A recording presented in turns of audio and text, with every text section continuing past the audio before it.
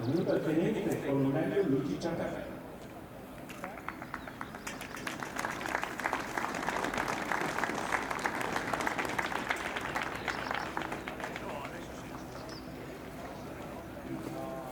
Autorità civili militari del gioco, ragionisti, docenti e carriere dell'Istituto Parco, signor Sottosegretario.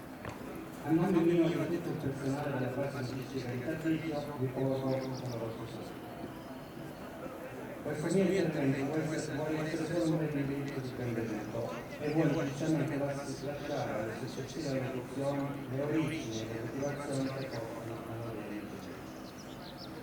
Tuttavia, in un tempo in cui antiche paure tornano a bussare alle porte dell'infamata cultura, mi preme comunque sottolineare, soprattutto per il diritto delle nuove generazioni successive, che questo tipo di comunicazione consentono di apprezzare e trasmettere nel migliore dei modi quei valori che contraddistinguono